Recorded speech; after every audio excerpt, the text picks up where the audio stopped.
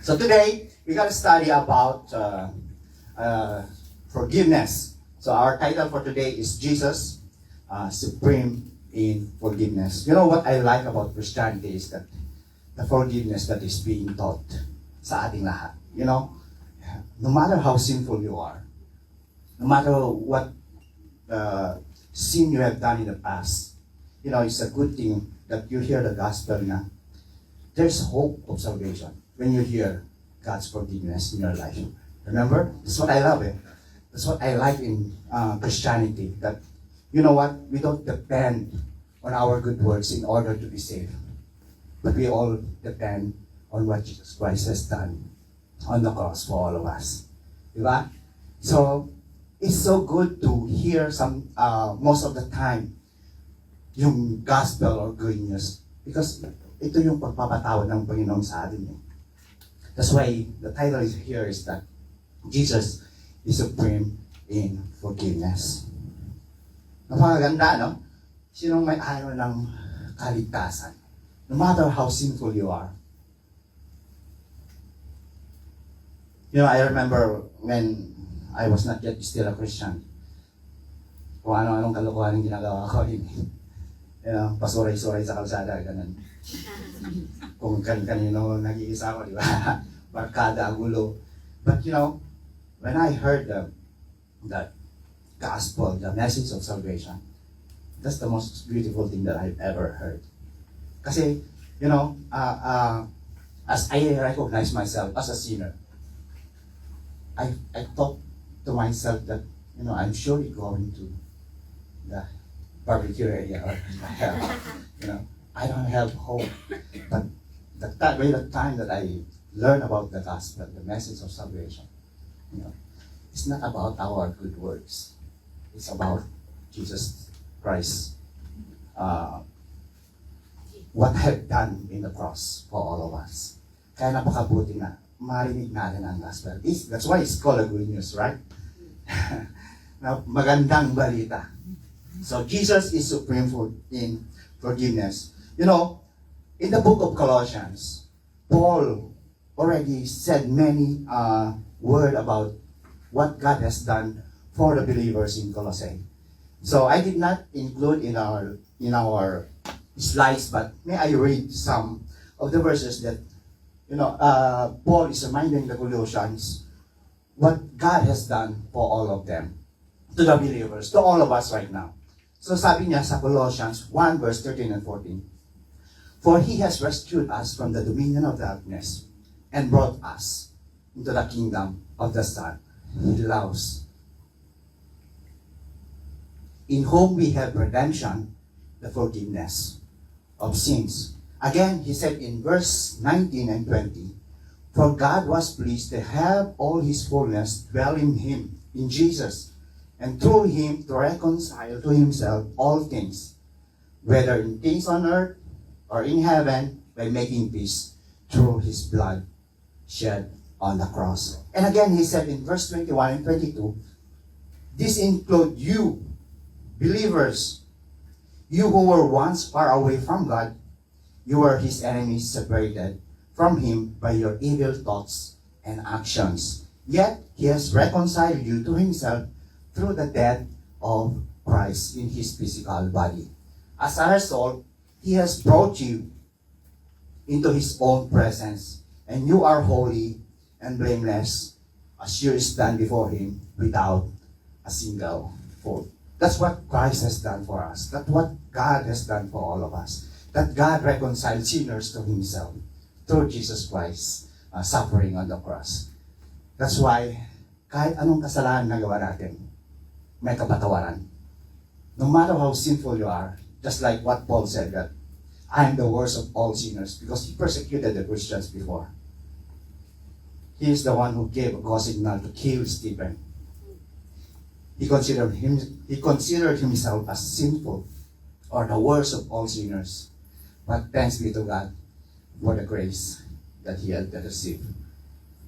Kaya Paul tirelessly spread the good news throughout the world. That's why one of the receivers of the good news are the Colossians. Which, by the way, Paul is not the one who established the church in Colossae. It is Epaphras. That's what we have learned from the previous teaching. Epaphras established the church in Colossae. So Paul is writing to the Colossians and reminding them who Jesus is, his supremacy, his conduct, the way we should live now. That's what is Paul saying to the Colossians. Okay, so much of that background that God is the supreme in forgiveness. So may I start with this question right now. That can someone claim to be a Christian but remains unforgiving? Naalala ko when I was making this question. Naalala ko rin yung mga kagalit ko eh. Siguro it's time for you now to think of your enemies. In the past, I believe you are forgiving people. But, can someone claim to be a Christian but remains unforgiving? What if someone hurt you, had done wrong thing about you? What if someone betrayed you? What will you do? Will you love your neighbor? Will you love that person? Or will you forgive that person? Or will you love him back and just forget it or forgive that person? What do you think? I think we are all normal people, that when someone is, hating us in Facebook, you also hate them back. But it's good to be a Christian because we are always reminded of His Word na mahalin natin kahit sino, kahit enemy mo pa. Di ba? Sabi ng Panginoon that love your neighbor as God loves you or you love yourself. Alright. So, can someone claim to be a Christian but remains unforgiving? Our teacher, Paul, Apostle Paul himself, nakaranas ng yung form of betrayal na minsan iniwan siya sa ere. Naalala nyo yung nangyari sa kanila ni Barnabas and John Mark? On his first missionary journey, nung unang nag-missionary journey sila, Barnabas and Paul, sinama nila si John Mark. They took John Mark with them in their first missionary journey. Nakarating sila ng Cyprus, But nung dumating sila sa ibang isla, when they came to other island, John Mark deserted them. Nalaman na lang nila that he went back to Jerusalem.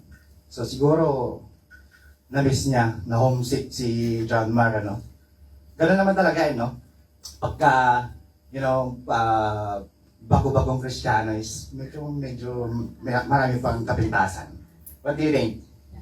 And siguro, in his excitement, pwede pa siyang sumama on that missionary journey. Nung nakaramdam na ng medyo mahirap pala, bigla na lang iniwan, He left the group. Ganon din yung mga kaibigan natin minsan. Just left the group rin. Hindi at babalo, di ba? No explanation. Biglang nag-aawol. Absent without leave. That's John Mark. And you know what happened? They found him in Jerusalem. And then, on their second missionary journey, this is the funny part. On their second missionary journey, Barnabas, Paul, and John Mark are magkakasama ulit. But then when they planned to set out for second missionary journey, Barnabas wanted to take John Mark with them, but Paul opposed Barnabas. At ang nangyari, they argued sharply hanggang sa dumating na they part ways. Hindi sila nagkasama. Ganon siguro tinignan ni Paul na maasahan ko pa ba si Mark? Ganon din. He lost my trust. Dati pinagkakatiwalaan ko, pero iniwan ka bigla. So, because of John Mark, kaya nagkahiwalay. They parted ways. Barnabas and Paul separated ways in doing their missionary journey. They had a sharp disagreement or dispute because of John Mark. At siguro, Paul learned from that lesson. Kaya nung medyo matanda na si Paul, marami na siyang napagdaanan bilang Kristiyano, at siya na ngayon itong nangangaral, and he is trying to share what we have learned from his past life. So ang pag-aaral natin mga kapatid, if there's one thing that I want to share with you, is this one, that brotherly reconciliation is a rightful action for people who have received salvation. Ito ba yun? Brotherly reconciliation is a rightful action for people who have received salvation. Totoo naman yun, di ba? Na meron bang magkakapatid na mag-aaway? Magkakaaway? Or... meron, ano? That's why we are here to be reminded. I believe na talagang minsan nakakalimut tayo eh. Kung hindi tayo mapaalalahanan, we continually do our own thing. But because of God's word, napapaalalahanan tayo that in the family of God, walang dapat nag-aaway. We should be at peace with everyone. Kaya nga sabi ni John, 1 John 4, anyone who ever claims to love God, yet hate a brother or a sister, is a liar. How can you say you love God whom you do not see, but you cannot love a brother or sister that you can see? Parang it's hypocritical, right? There's no logic in there. You claim to love God na hindi mo nakikita, you cannot see. But a brother or sister that is in front of you, you cannot love. That cannot go together. That's why if you claim that we love God, we should also love a brother or a sister. Totoo? I hope na-open up tayo doon sa bagay na yun. So let us all be reminded, sino man ang nangaaway sa atin, love them. Alright. So, okay. This is my key verse. Sabi ni Paul in Philemon verse 17, so if you consider me a partner, welcome him as you would welcome me. Paul is doing the, being a representative of reconciliation between brothers. Kasi nga, this is about master and a slave. Ang topic natin ngayon is about a master and a slave who became a Christian. Remember in last time that, last Sunday, when Pastor June shared about having a new life in Christ, he briefly said about living like a master or a slave. Let me read so that we have a background here. In Colossians 3, verse 22 to 25, patungkol ito sa slave. This is about the slave who are Christians right now, no? That we must live according to what God's will in our life. Sabi dito, slaves, obey your earthly masters in everything. Do it not only when their eyes is on you and to carry their favor, but with sincerity of heart and reverence for the Lord. Whatever you do, work at it with all your heart as working for the Lord, not for humans or human master. Since you know that you will receive an inheritance from the Lord as a reward. It is the Lord you are serving. Anyone who does wrong will be repaid for their wrong, and there is no favoritism. And he also addressed the masters. Masters, provide your slaves with what is right and fair, because you know that you also have a master in heaven. So, just last Sunday, Paul reminded us that having a new life in Christ, mga fathers, do not embitter your children, di ba? Do you remember? Husbands, love your wife, for it is fitting for the Lord. Wives, submit to your husband. Children, obey your parents in everything. And this one now is that master and slave. Slave to everything in the name of the Lord. Sa makatuwid or short. Kaya we are so familiar with this, right? Because we are working as an employee. Lalong-lalo na, we are helper in the house. And minsan mga slave kasi or mga katulong, mareklamo. Marami tayong issue.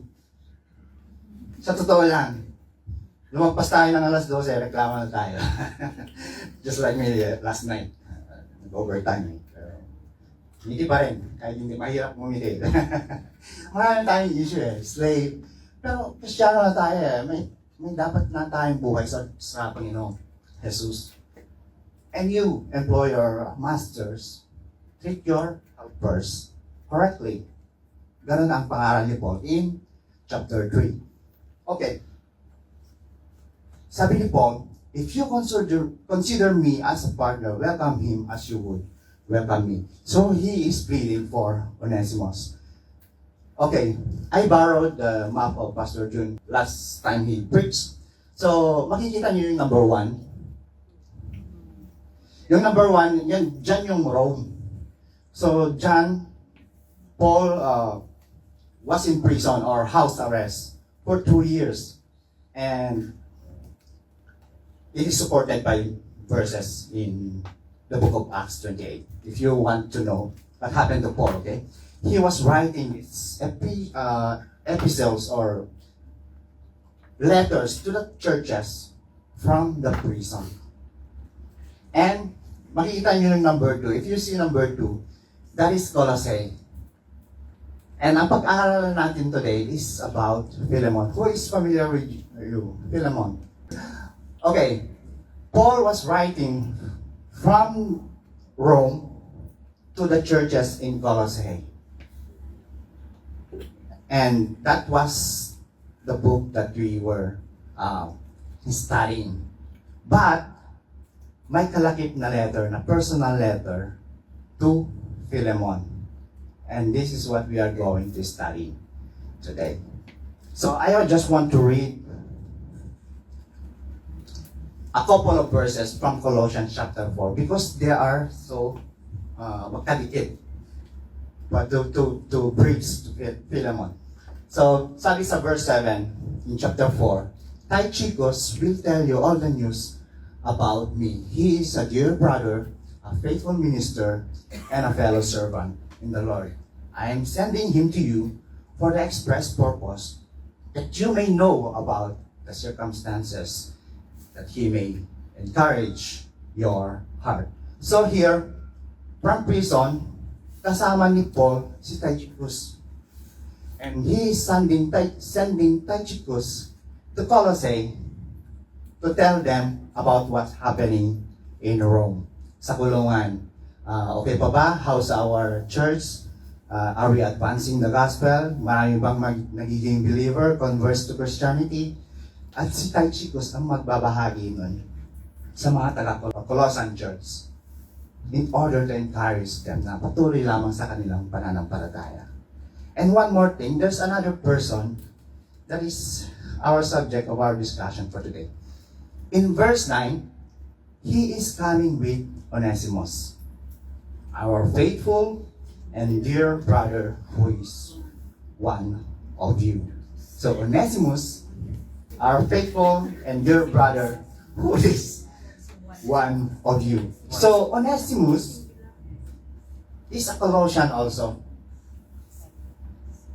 He lives in Colossae. Actually, he is a slave. They will tell you everything that is happening here. So, eto ngayon, Paul is sending Tychicus and Onesimus going to Colossian church, and they will tell everything that's happening in Rome. they will update the believers so that they may be encouraged. At ang dala nila is the letter of Colossians, chapter 1, 2, 3, 4, now, in our time today. And there's one more letter that is specifically given to Philemon. And we call that as a personal letter. So, Tychicus and Onesimus are messengers of Paul to the church in Colossae. What I want us to see here is that Paul is doing the Jesus thing here. That he's trying to reconcile a master and a slave na merong gap. Kasi Onesimus ran away from his master. Ano yung run away? Yung tumakas. Alam niyo pagka yung abrido kayo sa amo niyo, marami kayong reklamo. Talaga namang mapapabreak contract kayo, di ba?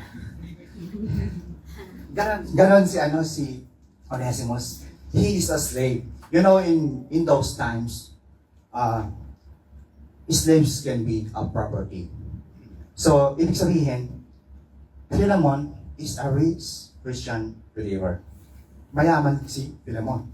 Kayang-kaya niyang mag-acquire ng slave. And that slave ran away from him. And he felt like he was betrayed. Malaki ang kasalanan ni Onesimus kay master niya na si Philemon. And by his running away from him, nakarating ng Rome. He went to Rome. And accidentally, maybe, he met Paul in prison.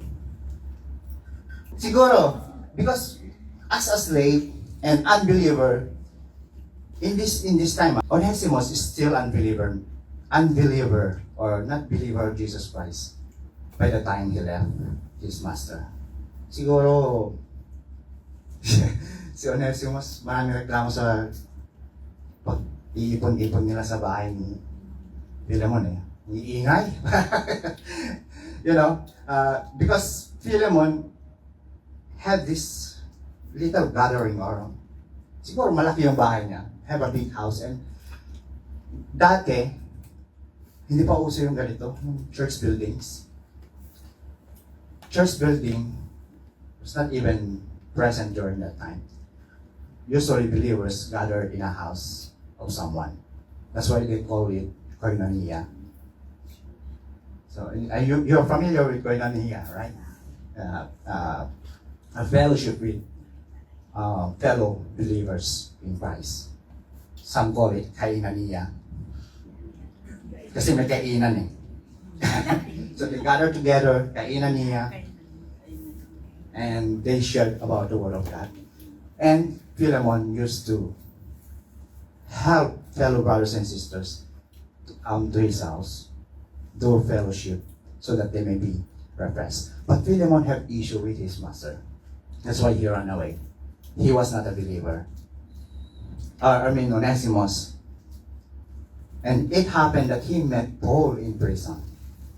And that place, Onesimus had issues with his master. That's why he ran away from him. And he met Paul in prison.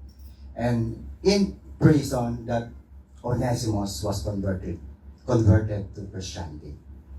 It is Paul who led Onesimus to Jesus Christ. And you know, the funny thing in here is that it is Paul also who led Philemon to Jesus Christ. Now, he's doing the thing that merong gap between the master and slave. At ang kanyang gagawin is like making a bridge. You know the bridge there? It's not for us, but it's a bridge. Bridging the gap. There's a gap between brothers, and Paul is trying to reconcile both master and slave. So, and he is pleading for Philemon. Okay. Etong book or letter to Philemon, personal letter, is only a short letter which consists of 35 verses. So babasahin natin verse by verse upang maintindihan natin the content of Paul's personal letter to Philemon.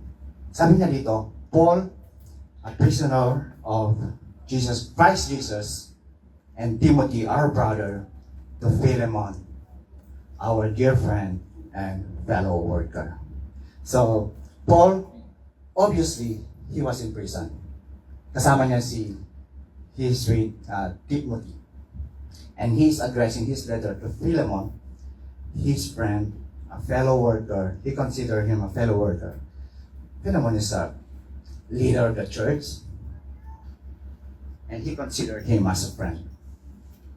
Also, to Apphia, our sister, some studies says that Apphia is Philemon's wife. Pero there's no proof on that. But kung aaralin natin, and this is a personal letter, why would he include Apphia there?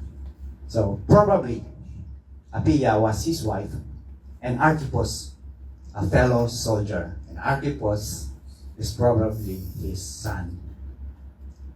Philemon's son. So this is a family, according to a study. So Archippus, our fellow soldier, to the church that meets in your home. So during those times, believers gather in a house of fellow believer. There's no church building. Church building, lumabas lang yan in the second, third century. But before, they gather in houses. So Philemon used to siya yung mag-host. Yeah. Usually host fellow Christian believers in his house and help them whatever they need. So, to Philemon, to Apphia, and to Archippus, and to the church that meets in your home. Grace and peace to you from God, our Father, and the Lord Jesus Christ. Ito yung wishes, laging sinasabi every time ni Paul sa mga churches. Grace and peace to you from God, our Father, and from the Lord Jesus Christ. Now he says this one. I always thank my God that as I remember you in my prayers, because I hear about your love for all His holy people and your faith in the Lord Jesus Christ. He was thanking God. He was praying to God and thanking God for the life of Philemon. That he is so caring about his fellow believers. And Paul was encouraged while he was in the church. Sino ba naman ang yung na-convert mo to Christianity, nagpatuloy? Sino ba hindi matutuwa? You are refreshed, Marami na siyang inaalaga ang believers. And for Paul to hear that news, Paul is encouraged. That's why he said, I pray that your partnership with us in the faith may be effective in deepening your understanding. In every good thing, we share for the sake of Christ. Ito medyo deep Kung iisipin ko, what is Paul is trying to say in here?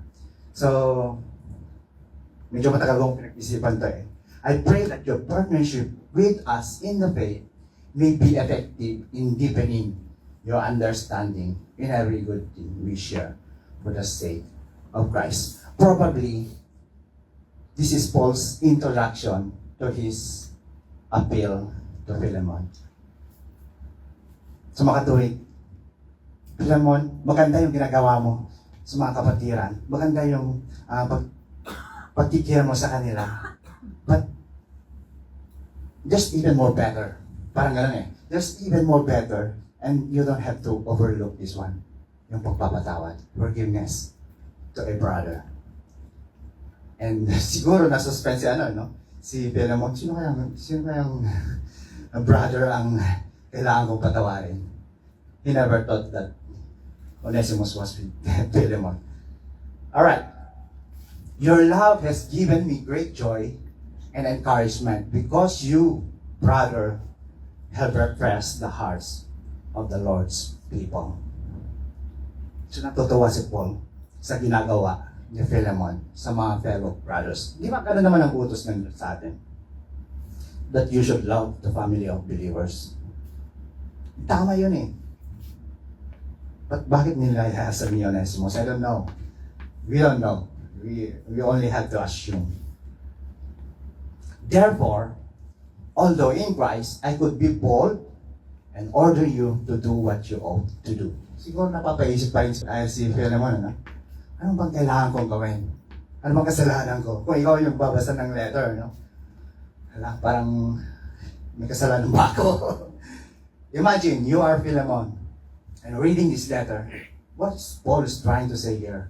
Therefore, although in Christ, I could be bold and order you to do what you ought to do. You know, si Apostle Paul had the authority and the power to command his fellow believers.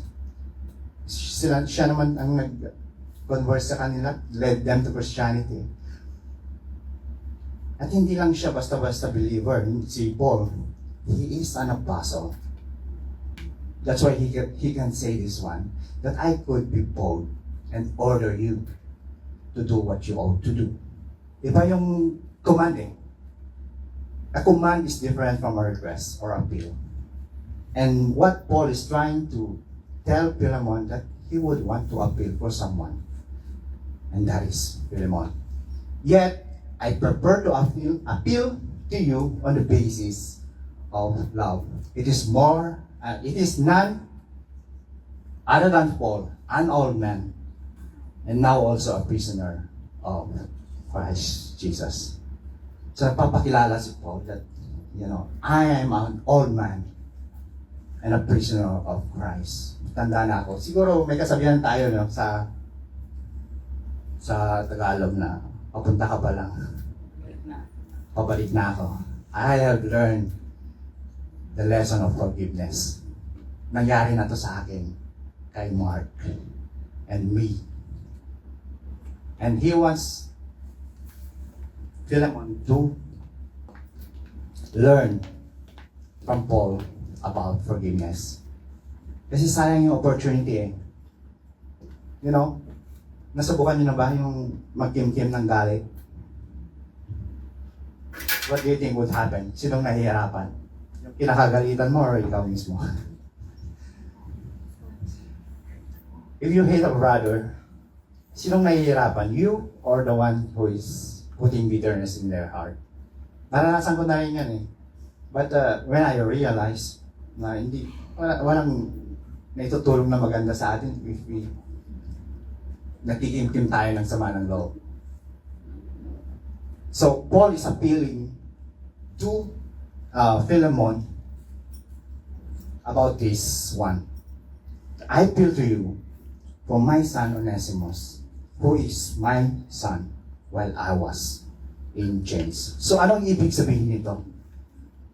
Don't interpret this as his real son, ha? Pag sinabing, I appeal to you for my son Onesimus, who became my son while I was in chains.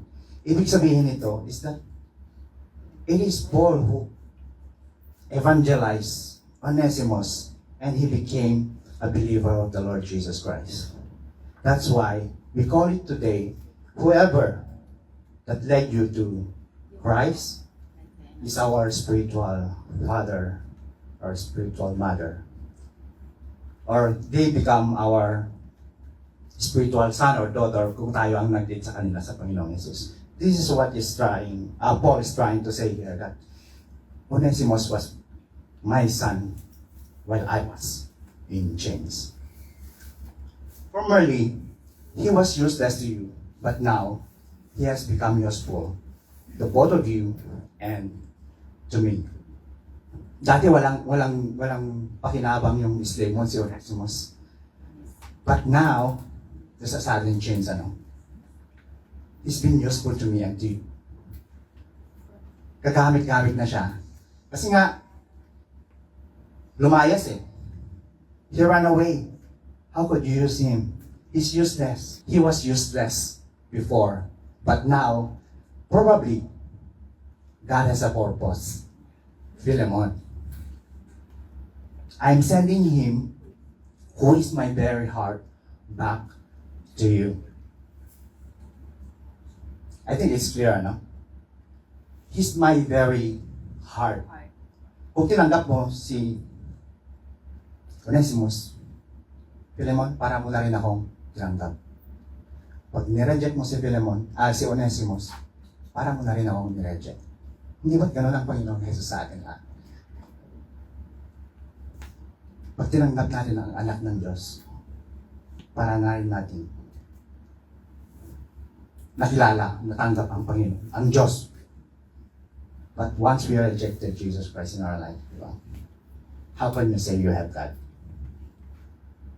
I'm sending Him, who is my very heart, back to you.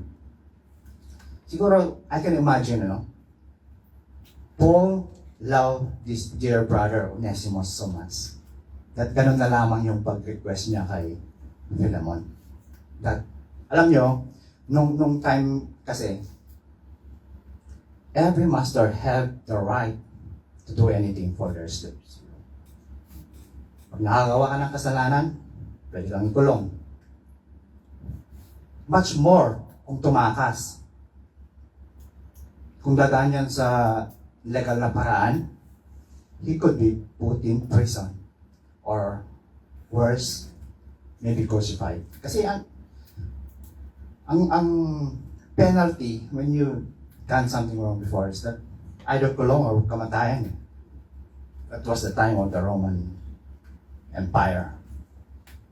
And siguro ganun na lamang yung pagmamahal ni Paul kay Onesimus that he is appealing on or making a request to Philemon not to do anything but to Onesimus. That's why he said this. I would like him to keep him with me so that he could take your place in helping me while I am in chains for the gospel. But I did not want to do anything without your consent, so that any favor you do would not seem forced, but would be voluntary. So, nakikiusap si Paul dito. Appealing to Philemon, na siya sabi ko to Philemon, na sana yung pagpapatawad mo ay manggaling sa iyong puso. It's coming from the heart. It's voluntary. I'm only telling you, I'm appealing to you, I'm making a request to you that you would do this voluntarily from your heart. Magkaiba kasi yung, inuutosan mo yung isang tao, patawarin mo na. Hindi ba? Kasi sino ka para sundin ko? Parang ganun eh. Ganun tayo, di ba, mga fellow Christians? Sa tuwing, may kainan niya tayo. Di ba, pagka may kainan niya tayo sa beach man or kahit saan sa church, when we say potluck is that bring whatever na nanggagaling sa iyong puso. The leader could not say that, oh, ikaw dalhin mo lechon. Hindi, magdadala nga, pero napilitan naman kasi sabi ni pastor eh. Hindi, so that you can understand kung what Paul is trying to say in here, that nakikiusap, he's pleading, para yung pagpapatawad, ni Philemon, ay nanggagaling sa puso. It's not forced. Although, sabi ni Paul, that I have authority or I could use my authority to order you to forgive your brother, but I don't want to do that. I want you to forgive sincerely from your heart. That's why he is appealing. Not a command.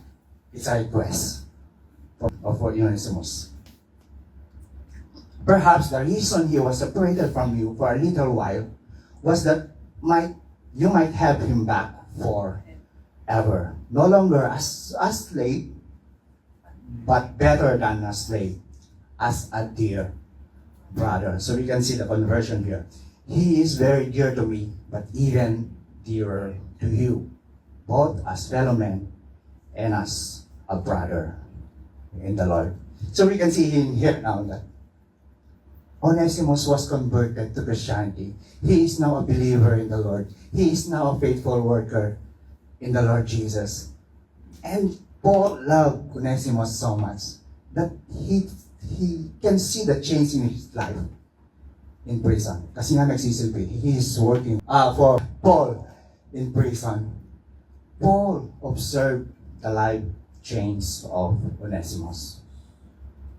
And Onesimus is dearly loved by Paul. Paul. At ayaw niyang may mangyaring masama sa kanya. And he wants to go back to his master, Philemon. He is very dear to me,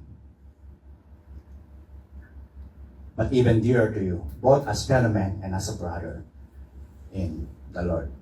So, parang titignan ni Paul that siguro there's a reason kung bakit siya umalis. Di ba, ganun naman tayo dapat tumingin sa mga bagay-bagay. Pag may nangyari, titignan natin that probably there's a will of the Lord here. Remember, he says in Romans that in all things, God work together for good for those who love Him and are called according to His purpose. Siguro iniwan ka ni sino ulit? Onesimus. Siguro iniwan ka ni Onesimus for temporary mga weeks or years lang for you to have him back forever. Siguro plano ito ni Lord sa iyo, Philemon. Kasi kung hindi mo siya tatanggapin, sayang yung opportunity na kayo dapat ang nagtutulungan in the ministry. Remember? Meron bang ganon na nangyayari sa ating church na kakaaway kayo tapos instead na nagtutulungan kayo or nagkakape kayo, you misses the opportunity. Kasi nga, naaway mo eh. Hindi kayo magkasundo eh. Sarap sana magkape na may ginto, no? But you loses this opportunity kasi nga, lumiliit ang mundo mo eh. Hindi mo kayang samahan yung isang kapatid kasi inaaway ka niya, inaaway mo siya. Ina-unfriend mo sa Facebook, ganyan. So, sayang. So if you consider me, ito yung keywords ko. So if you consider me, Philemon, as a partner, welcome him as you would welcome me. If he has done any wrong or owes you anything, charge it to me. Ako na magbabayad. Kung meron man siyang utang sa'yo, humingi siya ng money pang remit sa umutang ng siguro like couple of months salary and then ang reason niya ay padala sa Pilipinas, sabay takbo, umuwi pala ng Pilipinas. Yun siguro, kasi if he owes anything to you, charge it to me. May utang si Onesimus. Onesimus owes his master. Probably yung pag-absent niya, 1 year mahigit or 2 years, kailangan niyang bayaran niya. And Paul is, inaako niya yung utang. Kung meron man, utang ni Onesimus kay Philemon. Isn't it? Di ba inarimay sa ginawa ng Panginoon sa atin? Na, anumang kasalanan natin, inaako ng Panginoong Jesus upang maging right lang tayo sa harapan ng Diyos. Isn't it that Paul is doing the same thing? What the Lord Jesus Christ has done for all of us. We are all like Onesimus, di ba? Sa Isaiah 53, sabi niya, we are all like sheep that went astray. We all went to our own ways. But anong ginawa ng Panginoon? He reconciled us to God through His death on the cross. Kaya ayun. Again, let's remember the gap between men and God and our breeds only is the message of the cross, Jesus Christ. That's why He said it, I am the way, the truth, and the life. No one comes to the Father except through me. Walang ibang daan, mga kapatid eh. Napakagandang illustration actually ito. It's only Christ who can make jake between God and man. And we are representative of the Lord Jesus. We can do that as well sa ating mga kapatid na nag-aaway, na alam nyo. We don't burn bridges. But instead, tayo rin na nagtutulay sa mga kapatid na nag-aaway. Hindi tayo yung gumagamit nag-build ng wall para mag-separate ang dalawa, no? So we can learn from Paul's life na tayo dapat ang nagre-reconcile sa ating mga kapatid. First thing first, we reconcile them to God. We lead them to Christ. And we reconcile them to a brother or a sister. Ganun dapat ang ginagawa natin. Kasi we are all part of the one body. Meron bang katawan na binubugbog ang sarili? Nagkukurutan? Yeah, I don't think so. So dapat, di ba, nagkakasundo, nagmamahalan. I, Paul, am writing to you with my own hand. I will pay it back. May confirmation pa, no? Talagang, not to mention, ito yung muntik akong matawa ito. Not to mention that you owe me your very self. Nung una kong nabasa ito, parang sama naman data. Paano ko ba i-explain ito? Parang, Paul, naninigil ka ba ng utang na loob? Bakit kailangan mo pang i-mention yung akong dahilan kung bakit ka, I am the reason why you came to Christ or received salvation. Needless, sabi nga naman niya is, needless to mention, not to mention that you owe me your very self. Hindi ito na, hindi nang naniningil ba?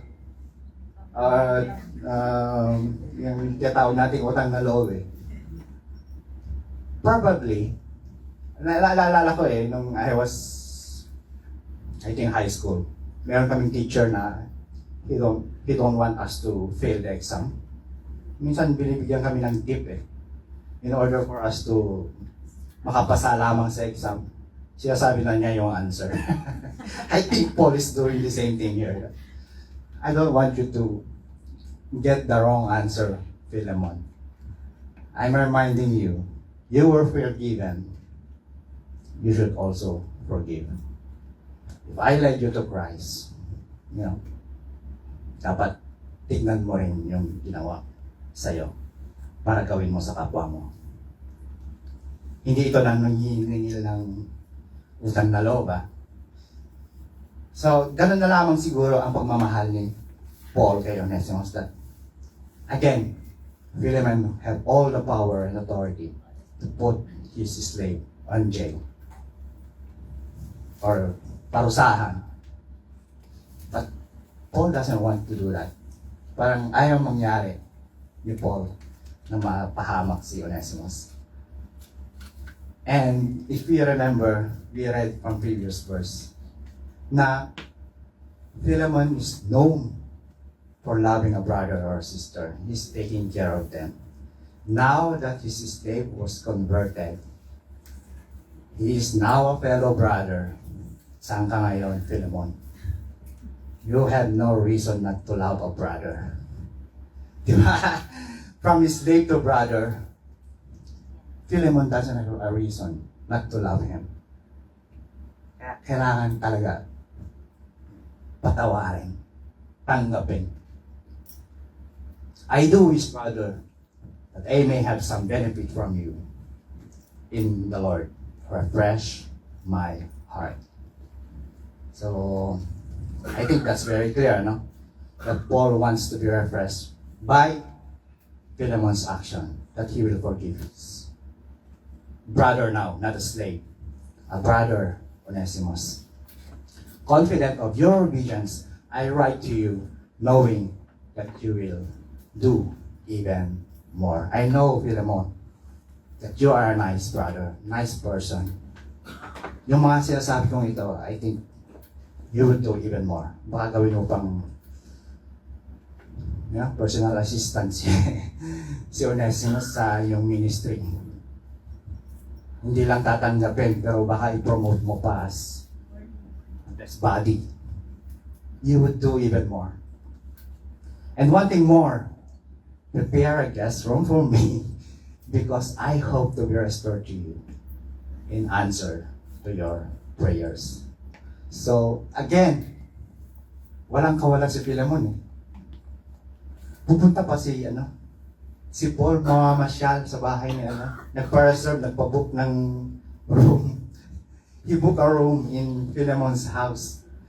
Because Philemon is praying, the whole church is praying for Paul na makalaya sa prison. Actually, he was released, according to study. Temporary release. But we don't know if Paul went to Philemon's house. But here, he says he wants to go and stay with Philemon. If you were Philemon, what would you do? Will you forgive or not forgive?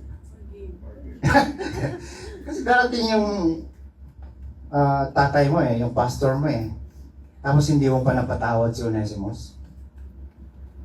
I just don't know kung anong mangyayari. Baka hindi lang kurot, baka ang balos sa ang naabutin natin. So Epaphras, my fellow prisoner in Christ Jesus, send you greetings. And so do Mark. Remember Mark? Yung nag-iwan sa kanya? John Mark, yes. They were reconciled. You can see the name of Mark in some of the letters of Paul na sila ay nagka-reconcile. He even said to Timothy that he should bring Mark to Paul because he is useful. Dati useless din si John Mark But Mark has been useful to Paul's ministry. So that's why I've said probably Paul learned from his bad lesson from the past. Now he is teaching the new believers. Kung meron man kayong alitang mga kakabati, ayusin nyo na, sayang yung opportunity. Lalo na kung marami kayong gagawin in reaching out the people or reconcile people to God, sayang yung pagtatampo nyo. Sayang yung pag-iamot nyo. Instead na magkabati kayo at marami kayong nagagawa, you're wasting an opportunity. So kasama niya na si Mark. He was reconciled. So Aristarchus, Demas, Luke, he is the doctor, and my fellow workers. Grace of the Lord, the grace of the Lord Jesus Christ be with your spirit. So my OPM, brotherly reconciliation is a rightful action for people who receive salvation. Tama lang Kasi, again, I said before in 1 John, na whoever claims to love God but yet hate a brother or sister is a liar. How can we love God if you cannot even love a brother or sister na nakikita mo? You can touch, you can shake hands with them. You cannot even do that. That's why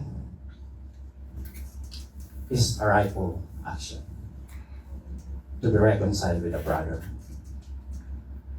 So going back to my question, mga kapatid, can someone claim to be a Christian but remain unforgiving?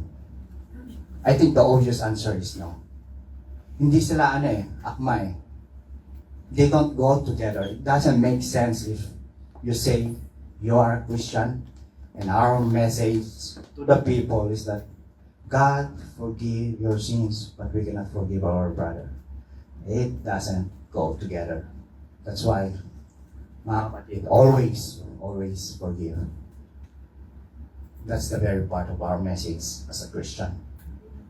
I said in our Facebook, kung nabasa niyo ito, forgiveness may not be easy, but it's absolutely necessary for someone who is a Christian. Why did I say that? It's absolutely necessary. Wala nang tanong-tanong, mga kapatid. Wala nang no ifs, no buts. Kung babayaran niya ako, what if hindi siya naging mabuti sa akin? What if, but forgiveness may not be easy, but it's absolutely necessary for all of us Christians. So while I'm writing this one, I remember Peter, who came to the Lord Jesus Christ and asked him, Lord, how many times I forgive my brother who sinned against me. 7 times, Lord? O, sapat na ba yun, Lord? I do not say 7 times, but 70 times 7. Meaning, always forgive your brother who sins against you. Kaya, bati-bati ba tayo? Yes. Bati ba kayo ng katabi mo? Can you say, peace be with us? Ayaw na sure. Peace be with us. Hindi pagbati na kayo, sayang opportunity na kayo ay nagtatampuhan or instead na magkatulungan tayo in the ministry upang marami pa tayong magawa. Alright, so my challenge to all of us, this is my application, always love, forgive, and be reconciled to anyone who wrong us. Sino mang may nakagawa o mali sa atin, always love them. So always love, forgive, and be reconciled to anyone who wronged you. Let's learn from Paul. If we know some brothers or sisters that have a gap between them, let's be the bridge. Let's reconcile them. If you are Onesimus, run away. I think you have to master your relationship with the Lord Jesus first before you can come back to your master. And as a Philemon who love brothers, let us not be, hypocrite. Sometimes we Christians have our own hypocrisy. Probably Philemon does have that one. I don't know. But again, as a master, treat every slave or every fellow believer fairly. Maging walang favoritism, yung tama lang. Love every brother